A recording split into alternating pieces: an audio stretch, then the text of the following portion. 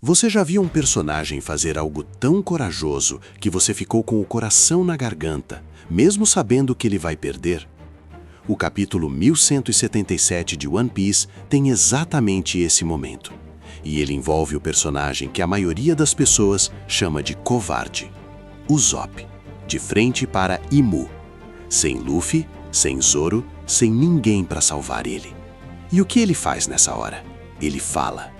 E o que ele fala vai ficar na sua cabeça por sempre. O capítulo 1177 se chama Raiva, e esse título diz tudo sobre o que acontece aqui. A gente vai falar sobre cada parte desse capítulo, do começo ao fim.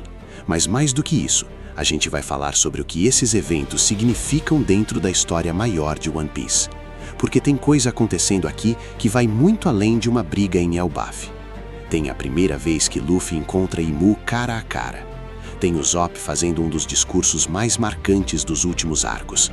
E tem uma frase no final do capítulo que, se você prestar atenção de verdade, muda completamente o que você pensa sobre os próximos capítulos. Fica até o final, porque a teoria que eu vou apresentar aqui sobre o que Imu disse para Luffy e Loki é perturbadora de um jeito que só One Piece consegue ser.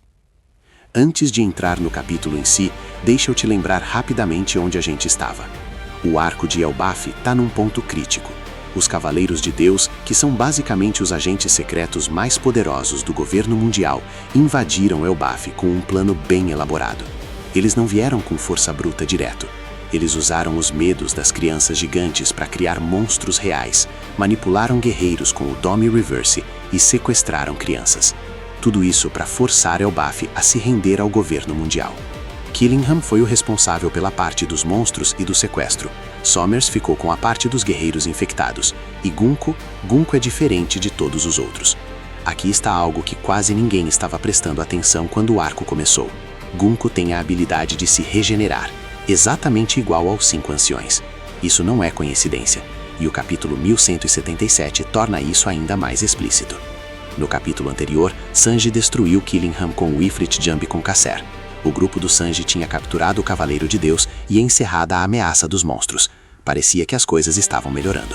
Mas Brook e Usopp ainda estavam sozinhos com Gunko.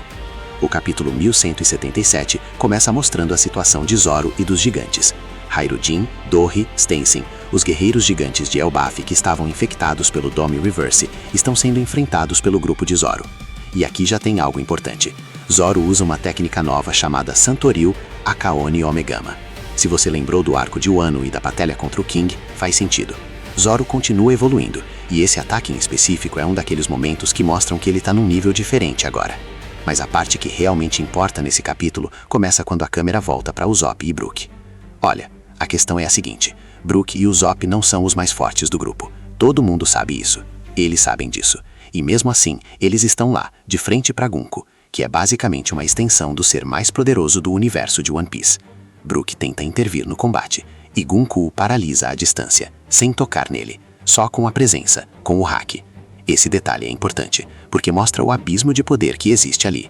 Brook, que atravessou o Novo Mundo, que enfrentou Big Mom, que passou 2 anos sozinho numa ilha cheia de zumbis, é parado no lugar por Gunko sem nem receber um golpe direto. E é exatamente nesse momento que Usopp faz uma escolha. Usopp vê Brook em perigo e corre para ajudar. Não foge. Não fica paralisado. Corre. E quando ele chega na frente de Gunko, ferido, claramente em desvantagem absurda, ele não pede misericórdia. Ele não tenta negociar. Ele fala. E o que ele fala é isso. Gunko está usando táticas covardes. Fez guerreiros lutarem uns contra os outros. Sequestrou crianças como reféns. Usou monstros criados do medo de crianças inocentes. E em nenhum momento lutou com as próprias mãos. Usopp olha para Gunko e diz: Elbaf é uma nação de guerreiros, uma terra de pessoas que vivem e morrem pela honra de suas espadas e escudos. E você, quem quer que seja, está insultando tudo isso. A resposta de Gunko, com total desprezo, ela diz que um governante não precisa sujar as próprias mãos. Isso aqui é importante. Presta atenção nessa frase. Um governante. Não um soldado, não um general. Um governante. Imo, que está habitando o corpo de Gunko, está deixando escapar como ela pensa sobre si mesma, sobre o mundo, sobre os outros. para Imo, as pessoas são peças, instrumentos. E se você pode usar as fraquezas alheias para alcançar seus objetivos, por que não usaria? Essa visão de mundo é o oposto exato da visão de Luffy. E não é coincidência que o capítulo vai construindo essa oposição agora. O Usopp, que sempre se apresentou como um covarde, que sempre fugiu antes de lutar, está fazendo exatamente o que um verdadeiro guerreiro de Elbaf faria. Ele não tem força suficiente para vencer, ele sabe disso, mas ele luta mesmo assim, porque tem algo que vale mais do que sobreviver. A honra desse lugar que ele sempre sonhou em conhecer. Usopp dispara a Skull Bone Grass. Ganku se teletransporta para frente dele. A explosão cobre todos eles. Usopp e Brook caem inconscientes. Ganku se regenera. Antes da página dupla final, tem uma cena que parece cômica, mas que é muito mais inteligente do que parece. Nami está dando uma bronca épica em Luffy e Loki. Ambos estão tremendo de medo, e o esquilo Ragnar está tremendo ao lado deles. Esse painel, segundo quem já viu os Ross, é hilário do jeito mais One Piece possível. Mas o que Nami fala tem substância. Ela diz que os dois conseguiram acabar com os monstros, certo? Mas o fogo que Loki cuspiu piorou o incêndio em Elbaf. Que lutar contra quem está tentando queimar Elbaf e ao mesmo tempo ajudar a queimar Elbaf não faz o menor sentido. Luffy fica de cabeça baixa, envergonhado. E então, claro, com a cabeça baixa, Luffy se vira furioso para Loki. Levei bronca por sua causa, Loki. E Loki, igualmente furioso, responde: tudo o que eu fiz foi destruir os que mancharam a terra de Elbaf. Essa dinâmica entre Luffy e Loki é fascinante. Os dois têm o mesmo coração. Os dois agem por impulso. Os dois se importam com Elbaf do jeito mais direto e inconsequente possível. Eles são mais parecidos do que diferentes, e isso vai ser fundamental para como essa relação vai se desenvolver.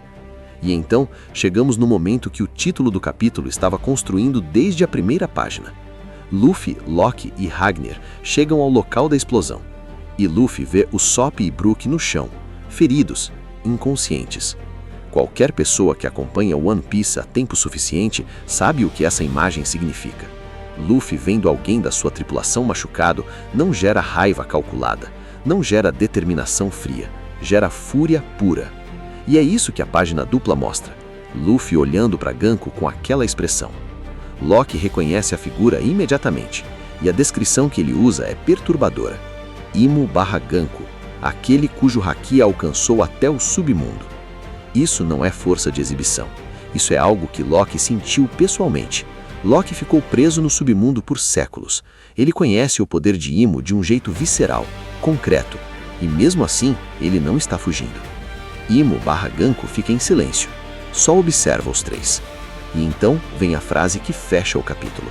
Imo/Ganku diz: obedeçam-me ou morram. Nika, Nidhogg, nossa batalha vai dividir este mundo. Para, respira, pensa nessa frase. Primeiro, Imo chama Luffy de Nika, não de Luffy, não de Mugiwara. Nika, o nome do deus da liberdade, o ser que o governo mundial apagou da história e que os próprios cavaleiros de Deus declararam ser o maior medo de Ganku. Imo sabe exatamente quem Luffy é e não tem medo de dizer em voz alta. Segundo, Imo chama Loki de Nidhogg.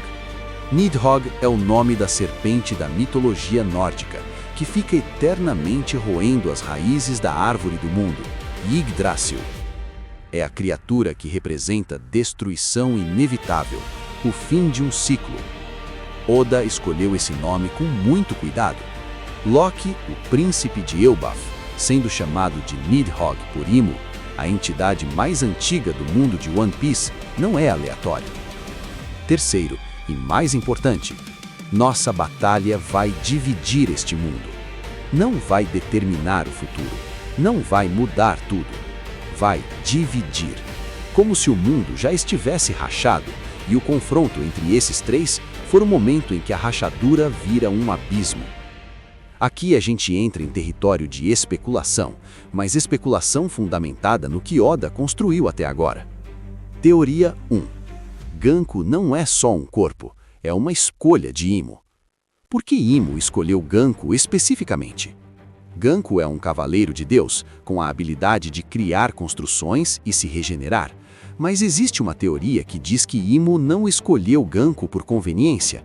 Imo o escolheu porque precisava de um corpo que tivesse uma conexão com Elbaf. Ganku já esteve no submundo, já confrontou Loki, já conhece o terreno. Imo veio pessoalmente para Elbaf, porque Elbaf não é só mais uma ilha, é a última grande potência independente do mundo. Se o governo mundial controlar Elbaf, controla os guerreiros mais poderosos da história humana. Teoria 2. Loki é fundamental para o desfecho do arco de um jeito que ninguém está esperando. Imo chamou Loki de Nidhogg, a serpente que corrói as raízes do mundo. Isso não é um insulto, é um reconhecimento. Imo, que existe há séculos, está dizendo que Loki representa algo que ela genuinamente considera uma ameaça à estrutura do mundo. Loki não é só um gigante poderoso. Loki é alguém que, por séculos, ficou acorrentado justamente porque o governo mundial sabia que, se ficasse solto, algo fundamental mudaria. A teoria é que Loki, junto com Luffy, não vai só lutar contra Imo, vai representar a destruição de uma das estruturas centrais que o governo mundial usa para controlar o mundo, a isolação de Elbaf. Teoria 3. A fúria de Luffy aqui é diferente de todas as outras vezes. Luffy ficou furioso com Doflamingo por Punk Hazard, com Kaido por Wano, mas essa fúria com Imo tem uma dimensão diferente. Imo sabe quem Luffy é, e ainda assim mandou ferir o Sop e Brook, não por acidente, por estratégia, porque Imo conhece Luffy suficientemente bem para saber que ver os companheiros caídos acende algo nele. E se isso for verdade, então Imo não está apenas reagindo à presença de Luffy em Elbaf. Imo estava esperando por esse encontro, preparando o terreno emocionalmente. A questão é, por quê? O que Imo quer desse confronto que não consegue de nenhuma outra forma? O capítulo 1177, Raiva, é um daqueles capítulos que parecem ser sobre batalha, mas são realmente sobre caráter. O Sop mostrando que cresceu além do medo físico. Loki e Luffy sendo dois lados da mesma moeda, caóticos, impulsivos, mas completamente comprometidos com o que amam. E Imo, pela primeira vez, falando diretamente com as duas pessoas que ela claramente considera as maiores ameaças ao mundo que construiu. E tem mais uma coisa que vale mencionar.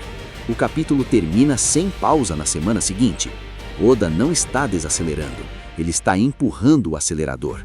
O que vem a seguir vai ser um dos confrontos mais importantes de toda a série. E agora que a gente sabe o contexto, sabe os nomes, sabe o que cada personagem representa nesse tabuleiro, fica muito mais pesado assistir. Comenta aqui embaixo, você acha que Luffy vai conseguir enfrentar Imo agora ou vai tomar uma surra e aprender algo novo com essa derrota?